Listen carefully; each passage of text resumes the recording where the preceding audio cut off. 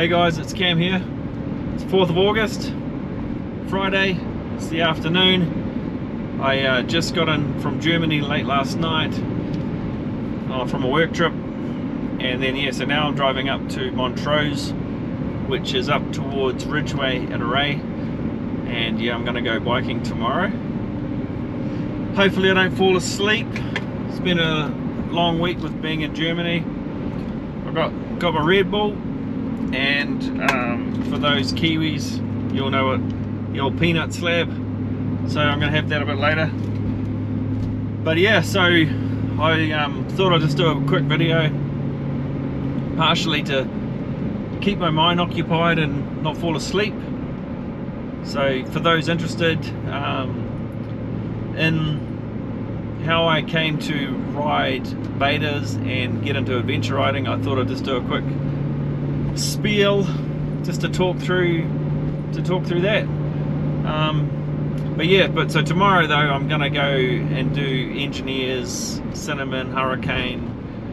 Gonna go down to Lake City and back, and there's a loop, and then there's another loop. I can't remember what it's called, but originally we're supposed to be doing Black Bear Pass and then back Imogen, but there is I'm not sure why, but Black Bear Pass is closed, which is unfortunate. So I'm going to do more over on the Array side, and then go and do Imogen from Array to Telluride and back, instead of doing the loop around Black Bear. But that's unfortunate, but is what it is. And yeah, so I guess I was saying before that I thought I'd give, for those interested, a bit of a history of how I came to ride the beta and adventure riding. So I guess it started, I've been riding bikes since I was young. I think I was around six or seven.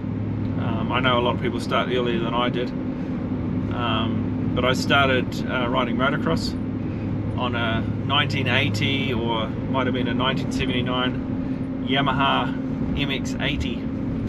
So classic little Yamaha 80cc two-stroke, and then I sort of progressed up to the YZ 80s, or we call them YZ 80s in New Zealand, and they were hand-me-down bikes from my stepbrother Aaron, who was racing, and I'd pick up his old bikes. So that was awesome, moving from an MX-80 to a YZ was a bit of a jump, but it was good. But yeah, got into the into motocross scene, and then got to a point where we couldn't afford for me to keep riding, and I sold bikes, and I didn't ride for a number of years. Then I went to university and got a job, and I had some cash. So I bought a KX 250, and I had the intent to do motocross again. So yeah, I did a few races down in Christchurch, and got to a point where I didn't like sitting around waiting for the races, and it was just like, I'd rather just go and ride all day than race for 20-30 minutes and then wait for another hour or so and then ride for another 20-30 minutes. So yeah, that's how I got into thinking about other things than the motocross. And I traded in my KX and bought a KTM 640 LC4, which was an awesome bike. 640cc single cylinder disc grunter. But unfortunately at the time I wasn't really into adventure riding, and I didn't really use the bike like I could have. I mainly used it for a commuter, and then I ended up selling it because we moved to the US. And when I moved back to New Zealand 3 years later, I saw a good deal on a DR 250 Gerbil, so Suzuki Gerbil 250, which is basically a DR 250, but it had a big Parry Dakar front light, a bigger gas tank, and a rack. and that sort of got me interested in doing sort of adventure rides. Didn't really do a lot of it, and I used it for a year or so. It was gutless compared to what I was used to riding, and I sold it and found a DR650, Suzuki DR650. It was a 2003 yellow model, and the guy I bought it off had had the adventure seat, the oversized tank, bash plate, rear rack, which was awesome, and it had these stickers on the front fender. And I asked the guy, hey, what's up with these stickers? Because it was the Dusty Butt, and I'd never heard of the Dusty Butt before. And he'd ridden the bike 2 or 3 times, I can't remember. And every time you went for a ride, your registration came with a sticker to show that you could be on the ride. And that's where I found out about the Dusty. So that next year, I convinced, wasn't very hard to convince, Dan, who was riding a Husky TE 450, or I don't actually know what model it is. Might not have been a 450, but it was 4 something. But it was a Husky, and we did the Dusty Butt, and that sort of really kicked in. Where I thought, I love this sort of riding. You just ride all day, and then you do it again, etc. And it was magic. So that's where the adventure riding thing started. Really kicked off with the DR650. So they're a great solid bike. A lot of people bag them because they're old technology, they haven't changed, but man, they are bulletproof and they just do the job. And it's not always about the bike, it's a lot of the time it's about the rider. And you can kick along pretty good on a DR650. So that's where that started off. And I got to know a guy called James, and got to know him more, and we had a bit of a connection with my wife's family and his family with their farm. And yeah, over the while I got to know him, and he had a Beta dealership, and that's where I thought, well, I'll try buying a Beta. So I sold the DR and bought a Beta RR430, and yeah, so it was the like my bike now, which I've got the 500 RRS. This was a 430 RRS, and yeah, I put a bigger tank on it, converted it to be an adventure bike, and yeah, that was awesome. Fully loved it. Did the Dusty Butt a few times, and then got the opportunity to come back to America, and so I sold it and bought a DR650 to keep in New Zealand. And for those that watch the videos, that's what I ride now in New Zealand, and it was a 2004 model, blue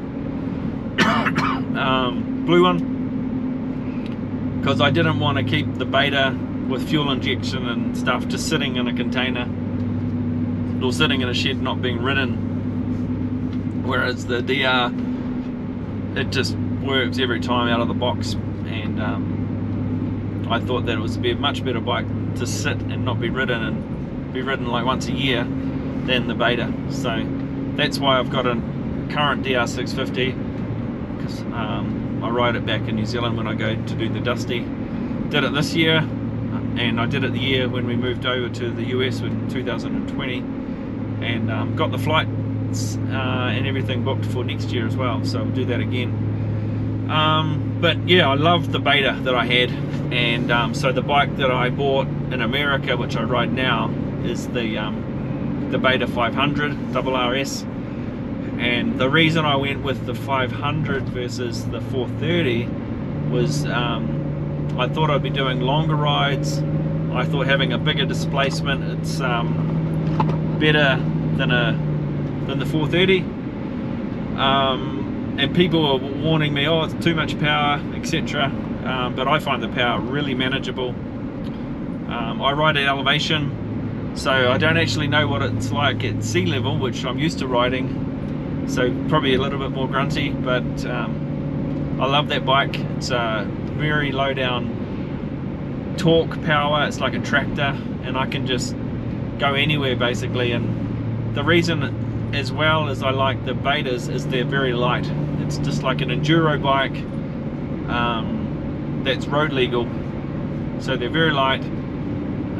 To me, an adventure is something that you can go and do whatever you want to do, and that's the adventure for me. I don't see an adventure being you're at the track and you look at it and you think, nah, I can't do that, I'm by myself, my bike's too heavy, I better not try that. So that's why I've got the lighter bike, is because most of the time, just like this trip, I ride solo, and I want to be able to have a bike I can lift around and do whatever I need to do on a track. If I have an incident or whatever, the bike's easy to manage, and as well as I can ride it pretty much anywhere to within reason, right?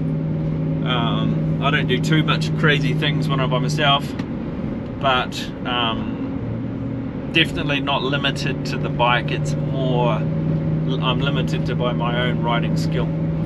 So yeah, that's why I ride what I have. And just a very quick summary, I've got 3 hours and 40 minutes to go. It's about a 5.5 hour drive today.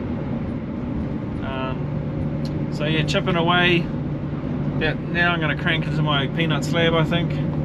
Hope you guys enjoy the ride tomorrow. I'm probably going to try and post this tonight, this video. So those that are watching, my next video will be the ride that I've got tomorrow, which is up above Array, and then I'm going to head along Imogen. So anyway, take it easy guys. Hope you guys enjoy these videos, and again, thanks to everyone that subscribes, and thanks for all the people that comment. I love seeing the comments.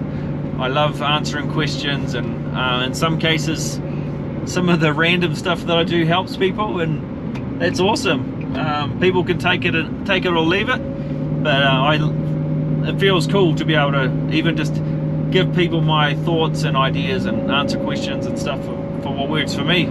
Doesn't mean it's going to work for you, but it's just another data point, right, to give you guys more information to make your own decisions. So take it easy, and we'll see you out on the trail soon.